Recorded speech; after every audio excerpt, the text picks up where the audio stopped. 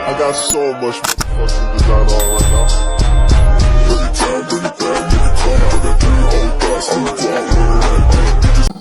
Assalamualaikum warahmatullahi wabarakatuh. Teman-teman, kembali lagi bersama saya di podcast yang berjudul Ngetap Sedikit Gak sih? Oke guys, sekarang kita kedatangan tamu dari program studi ilmu Al-Quran dan Tafsir Universitas Islam Darussalam Ciamis. Saya dengar prodi IAT sekarang terus berkembang dan terus menambah relasi. Sejalan dengan itu, saya mendengar juga bahwasanya prodi IAT ini mau mengadakan join conference. Itu tuh nanti hari Senin dari jam 8 sampai dengan selesai. Itu tuh materinya akan disampaikan oleh dosen Win Suka, Sunan Kalijaga ya, tahu ya teh di mana? Ya di Yogyakarta. Win Suka ya di Jogja. Terus kolaborasi juga sama dikasih juga dosen populer, pokoknya dosen paling hits, paling keren, paling kece. Pokoknya ada namanya Pak kita ada di Taufik ya. Nanti bakal jadi narasumber juga. Terus podcast aku juga ya tentang tafsir. Jadi kita baru menghadirkan sosok dari mahasiswa IAT karena sejalan dengan tafsir dan mau mengadakan acara terkait Join conference. berkesinambungan dengan tafsir. Dan katanya tadi seperti yang Tete bilang ya, ada salah satu narasumbernya dari Winpasca itu siapa ya Tete? Kalau boleh tahu? namanya itu dari ini nantinya bakal datang sebagai narasumber. Ya, jadi mau Nurdiwan ini sebagai narasumber. Plus tadi apa? Yang membuat artikel yang membuat artikel yang akan dibahas nanti di Join conference. gitu guys. Boleh diceritakan teh isinya, gambaran besarnya dari artikel tersebut itu tentang apa? Jadi artikel itu differing responses to an Ahmadi translation in CDSAS ya. Kalau salah bacanya mohon maaf ya. Iya. Jadi secara garis besarnya itu artikel ini tuh tentang terjemahan Al-Quran deh. Oh, terjemahan Al-Quran. Gimana? Jadi terjemahan Al-Quran ini sempat menjadi kontroversi, bahkan sampai dua negara kayak gitu terbawa-bawa deh. Soalnya kan seperti yang kita tahu ya kan si Muhammad Ali ini seorang Ahmadiyah. Oh, gitu. iya. Yang menjadikan terjemahan Al-Quran itu menjadi kontroversi sampai dua negara. Menarik banget ya teh terkait topik atau apa itu isi dan artikelnya Gak susah banget ya.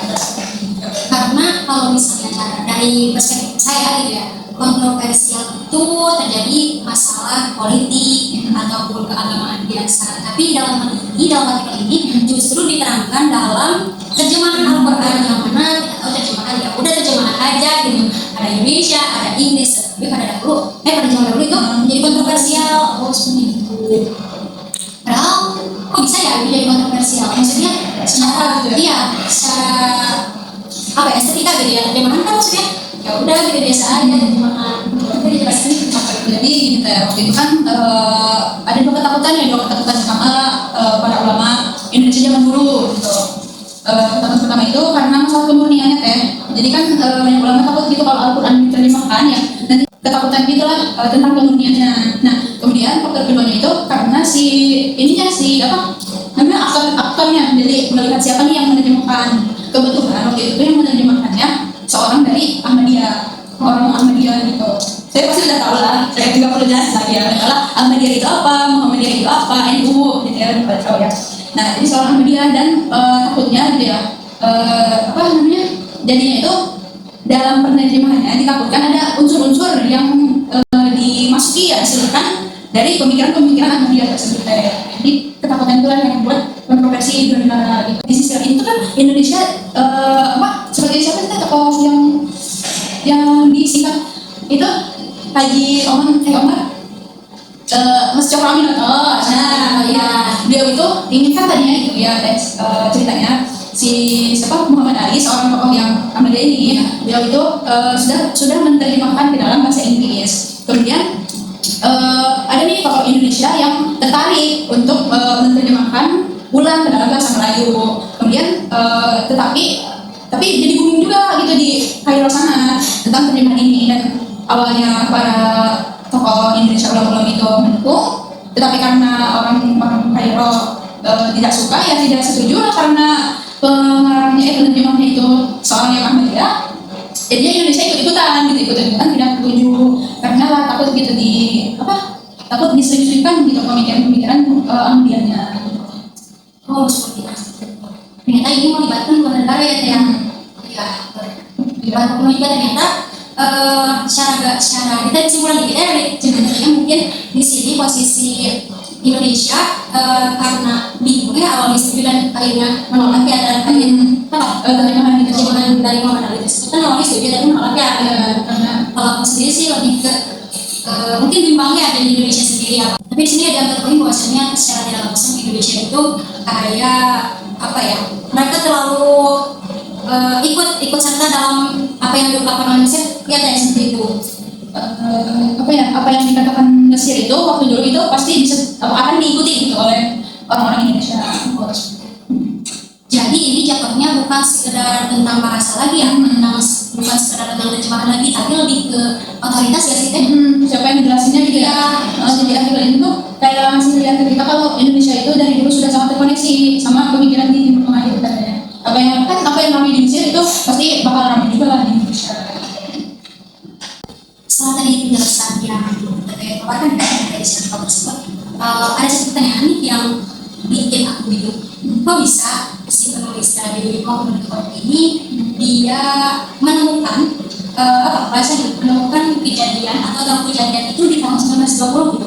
Bagaimana sih riset dari Muhammad Ikhwan ini sampai tahun 1920 itu kan termasuk tahun silam ya, kan memang tahun yang memang udah lama banget gitu. Kok bisa tahu sih seperti itu? Artikel ini sendiri kan terbit itu tahun 2001 ya teh. Kejadiannya itu sekitar tahun 1920 tadi ya. Jadi beliau ini penulis ini mencari data-data gitu ya, data-data bukan hanya dari satu pihak saja, bukan dari Indonesia saja, tapi juga dari pihak dari daerah, itulah dari daerah kayaknya sendiri gitu. Dia nyari langsung dari luar sebenarnya. Nah kemudian yang menurut saya itu paling menarik ya, jadi dia itu menggunakan teori sejarah komparatif yang dia itu membandingkan gitu data dari Mesir dan data dari Indonesia. Kemudian dia menemukan surat dari ulama di mana itu namanya itu Basyuni Imran ya, di mana beliau itu ulama dari Sambas Kalimantan. Nah beliau itu seorang ulama yang menulis surat kepada siapa yang di Kairo itu Rasyidito, memberikan surat kepada Rasyidito. Jadi dia tuh bertanya seperti ini, katanya terjemahan ini bagus katanya, tapi penulisnya seorang Ahmadiyah. Nah jadi dia bertanya langsung, bayangkan itu surat tahun 1980 dan itu si suratnya tercetak atau tersimpan ya pokoknya di majalah yang namanya itu majalah Al-Manar, yang mana itu majalah itu sangat berpengaruh gitu di Mesir. Nah balasannya itu karena balasan Rasyidito menolak. Nah itulah jawaban yang menjadi istilahnya bom mungkin ya. Jadi karena Mesir menolak, jadinya ya Indonesia jadi menolak. Padahal mungkin kalau tidak ada fatwa mengharamkan dari Mesir, itu mungkin Indonesia sudah menjalankan penerjemahan tersebut pada saat itu. Jadi terkait kelebihannya mungkin atau kelebihan kurang dari artikelnya setelah dibaca boleh dipaparkan gitu, ada kelebihan atau kekurangan. Kalau menurut aku sendiri ya kayak kelebihannya itu karena tadi itu ya dia menemukan surat gitu yang benar itu udah tahun 1920 kan ya, dia bisa sampai sedetil itu gitu sampai ketemu. Pasti itu risetnya kan pasti sangat mendalam. Itu sih kalau misalnya yang kelebihannya atau sesuatu yang wah. Kemudian menurut kekurangannya karena menurut aku di artikel itu kayak cuma menerangkan atau perdebatan antara tokoh-tokoh besar kayak tadi ya Prabowo, Rasyidito, itu kan yang tokoh-tokoh besar ya yang mungkin udah nggak asing lah gitu kita. Tapi tidak dijelaskan pandangan atau pandangan dari rakyat-rakyat kecil gitu. Biasa kan bisa aja dari rakyat sendiri cuma kebanyakan setuju gitu kayak ini sendiri punya orang yang sendiri ini sudah ada pandangan terkait masyarakat. Tapi guys, setelah tadi kita mendengarkan penjelasan pemaparan dari sendiri ini terkait isi satu artikel ya, itu hanya satu artikel. Apalagi kalau kita membahas beberapa artikel ya, itu dan memang kita bisa bandingin itu antara artikelnya. Mungkin dari isi artikel ini kesimpulannya saya pribadi menyimpulkan bahwasannya sejarah itu bukan cuma soal angka atau tahun ya, bukan soal udah sih masa lalu gitu, bukan. Tapi adanya hikmah atau pelajaran seperti halnya isi artikel ini itu terkait soal perdebatan ideologi yang tadi ideologi itu ada maksud terjemahan ya, yang tadi maksudnya terjemahan yang pengaruhnya itu ada sampai sekarang gitu. Jadi ya kita sebagai generasi sekarang jangan sampai terkait masa lalu itu ya udah sih masa lalu aja seperti itu, karena memang masa lalu itu ada dampaknya juga, ada pengaruhnya juga gitu buat di masa depan seperti ya mungkin kalau misalnya kita tertarik ya atau apa ya pengen lebih tahu lah, dan mungkin bisa dibaca saja ya nanti saya kirim PDF-nya gitu, karena pasti banyak literatur yang belum saya sampaikan semua. kalau ya siap ya Karena bersama waktu juga ya. ya mungkin ya karena sekarang sudah melebihi dan udah waktunya gitu ya untuk perpamitan, maka dari itu saya ucapkan terima kasih banyak kepada Teh Rizka yang telah menemani dan telah mendiskusikan terkait satu artikel dari penulis Nur Ikhwan seperti itu. Dan mungkin lebih jelasnya dan lebih mungkin selain membaca kita bisa lebih jelasnya kita tonton aja ya sih, nanti nanti di seminar ya Kalau bisa sih datang langsung. ya. Jadi guys, untuk seluruh mahasiswa prodi IAT dimanapun universitas manapun dan khususnya UID gitu ya, non UID juga ataupun non prodi IAT, silakan datang dan saksikan joint conference yang digagas yang dihadirkan oleh mahasiswa atau mahasiswi program studi ilmu organisasi universitas Islam dan kami. Terima kasih atas waktu dan kesempatannya.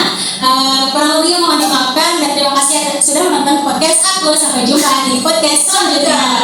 Tetap seru kasih.